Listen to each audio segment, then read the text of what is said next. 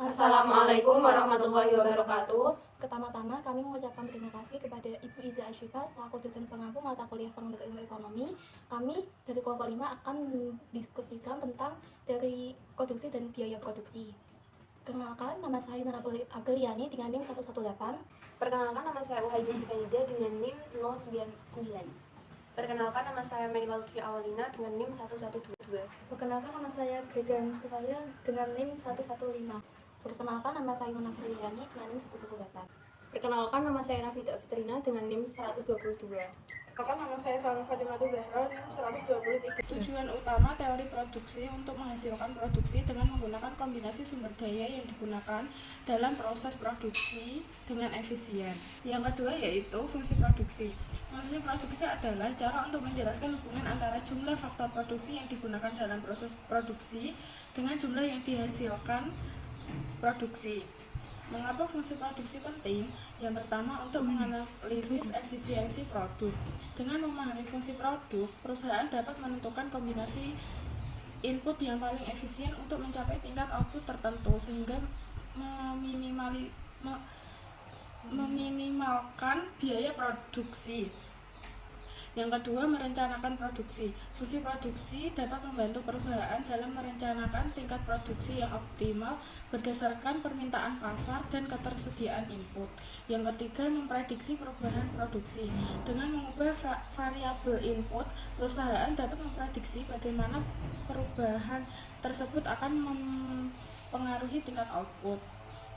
Yang keempat, evaluasi teknologi baru. Fungsi produksi dapat digunakan untuk mengevaluasi efektivitas teknologi baru dalam meningkatkan produktivitas. Sebelumnya, perkenalkan, nama saya Nafida Astrina dengan NIM 122.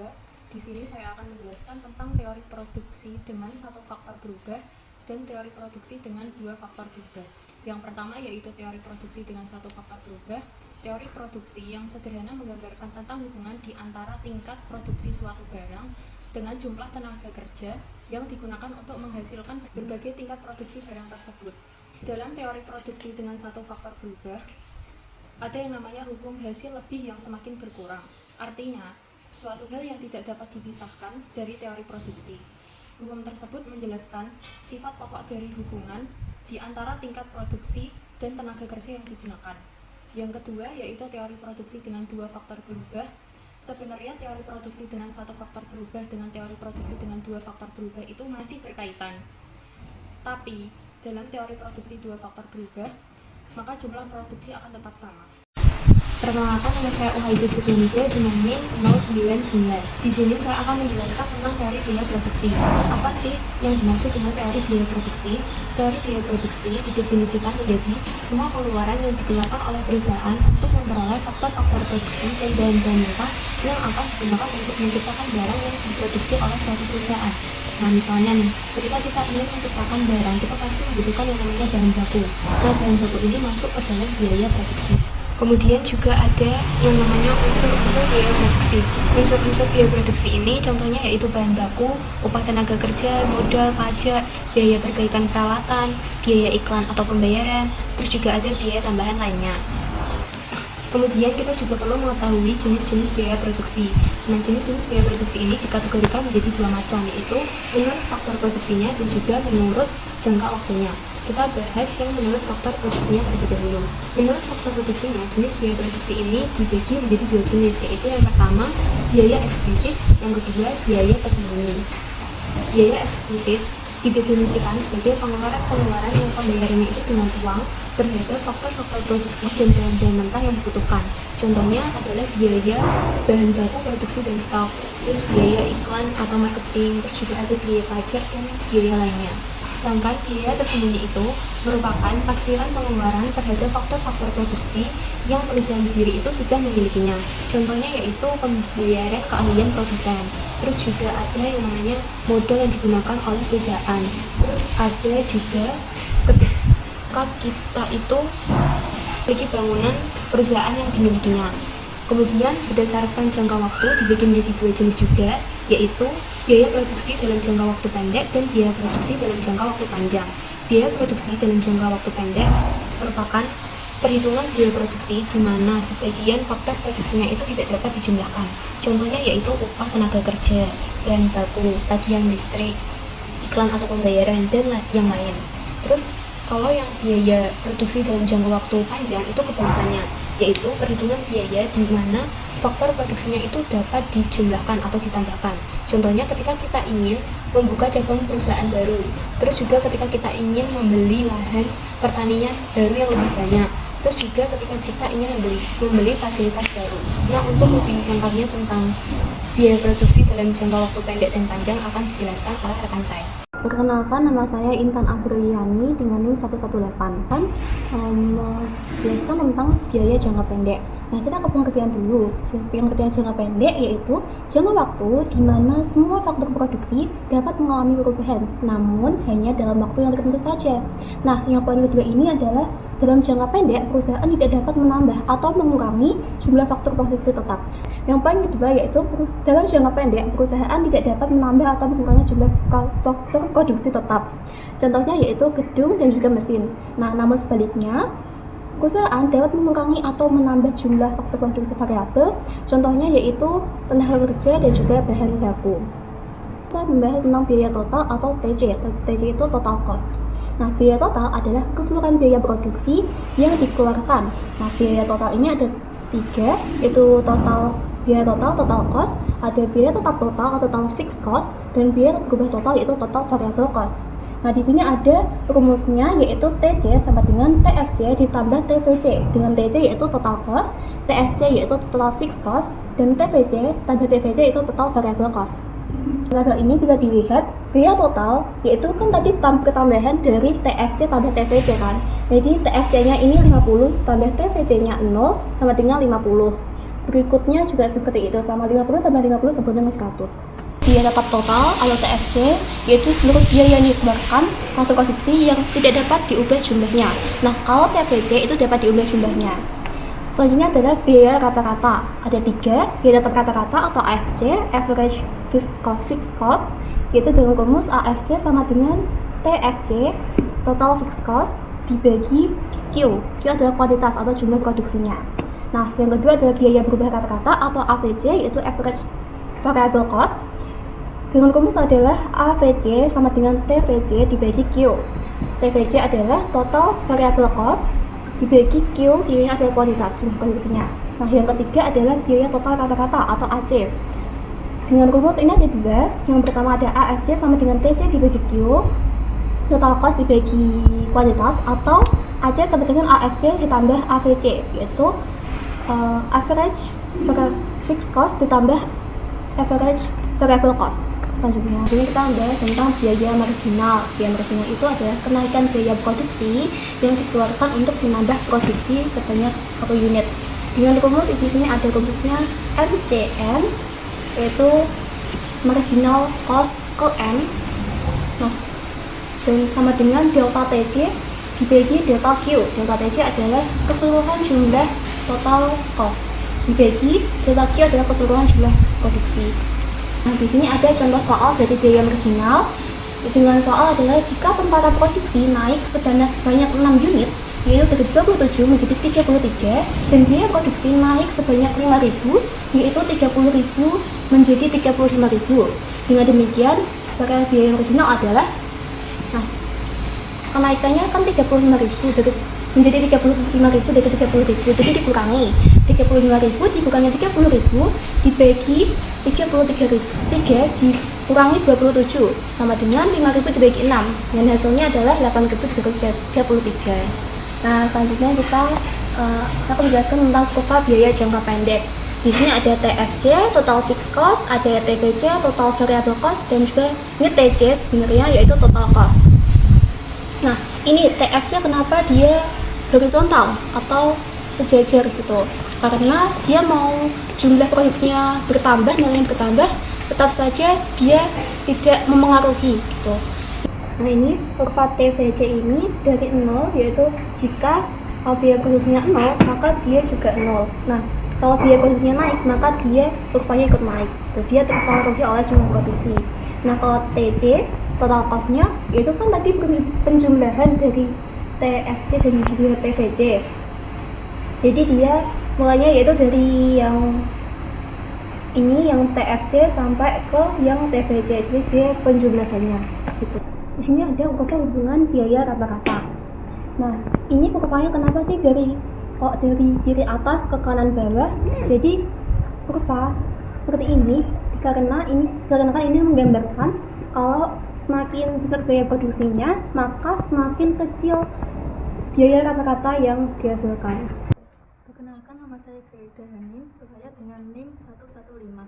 Dan di sini saya akan menjelaskan jangka panjang. Jangka panjang adalah jangka waktu yang panjang setelah dimulainya sesuatu. Bisa pinjam uang mulai bulan Januari. Pinjam uang dengan senilai 1 juta rupiah. Bisa diangsur dalam jangka panjang beberapa bulan.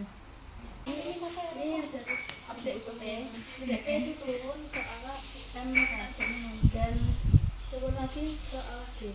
Nah, saya bidang ini ke sama ini 0 akan menaik ke arah MC. Nah, titik A ini melengkung ke Halo. Ini adalah kalau itu menaik ke arah MC. Nah, titik A di titik P bintang. Nah, A ini melengkung ke arah S. Perkenalkan, nama saya Mela Lutfi Awalina dengan NIM 112.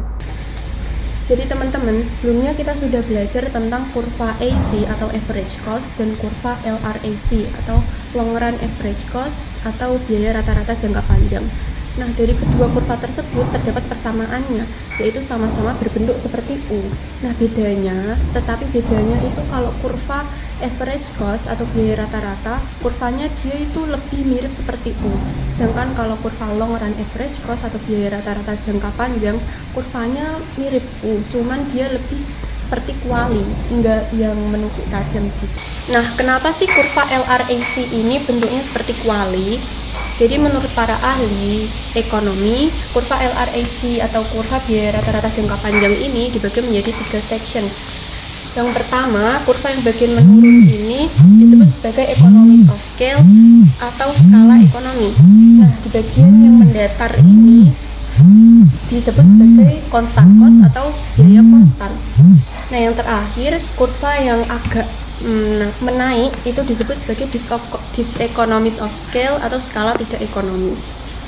Kurva LRAC menunjukkan hubungan antara key quantity, kuantitas output barang yang diproduksi, dengan AC atau average cost atau biaya rata-rata produksi per unitnya. Skala ekonomi terjadi ketika key atau kuantitas barang yang diproduksi meningkat, sedangkan biaya rata-rata yang digunakan untuk memproduksi per unitnya itu menurun. Hal-hal yang menyebabkan kenapa terjadinya skala ekonomi, yang pertama yaitu pengurangan harga barang mentah dan kebutuhan lainnya. Jadi semakin banyak kita membeli barang, biasanya akan semakin murah atau diberi diskon untuk barang bahan produksinya. Yang kedua yaitu spesialisasi faktor produksi. Pada setiap perusahaan besar, biasanya setiap pekerja sudah terspesialisasi untuk mengerjakan tugas sesuai dengan keahliannya. Berbeda dengan perusahaan kecil yang biasanya satu pekerja bisa menjalankan lebih dari satu jobnya. Yang ketiga yaitu kemungkinan byproducts atau produk sampingan. Selain dihasilkan barang hasil produksi, maka terdapat juga barang sisaan dari bahan produksi tadi. Maka ketika perusahaan besar memproduksi banyak sekali barang, banyak pula barang sisaannya, sehingga kemungkinan dapat digunakan untuk menjadi produk sampingan yang dapat mendatangkan keuntungan lain, sehingga dapat mengurangi biaya produksi per unit. Yang keempat yaitu mendorong perkembangan usaha lain. Semakin besar perusahaan, maka ada kemungkinan untuk perusahaan tersebut membuka usaha di bidang lain yang mendorong proses produktivitas di produk utamanya. Yang terakhir yaitu faktor teknologi. Karena dengan perkembangan teknologi dapat memudahkan proses produktivitas yang menjadi semakin cepat, tepat, dan efisien. Sehingga mungkin pada awalnya memang mahal harga mesinnya, tapi jika dibandingkan dengan hasil yang dihasilkan menggunakan mesin maupun atau menggunakan manual, maka lebih banyak keuntungan jika menggunakan mesin. Selanjutnya yaitu skala konstan atau constant cost. Skala biaya konstan ini terjadi ketika Q atau kuantitas barang yang diproduksi meningkat, tetapi biaya untuk memproduksinya ini tetap konstan, tidak terjadi kenaikan atau menurun. Selanjutnya yaitu skala disekonomi, terjadi ketika kuantitas barang meningkat, ketika produksi barang itu meningkat, tapi biaya yang digunakan untuk memproduksinya juga ikut meningkat.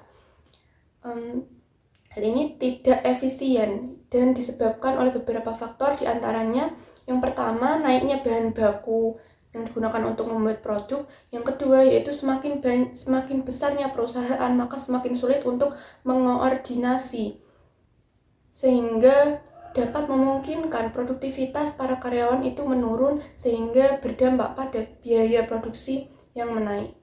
Maka dari itu sangat penting bagi sebuah perusahaan untuk memantau pertumbuhannya dengan cermat dan tepat, sehingga dapat mengetahui bahwa ekspansi terjadi dalam praktik yang efisien.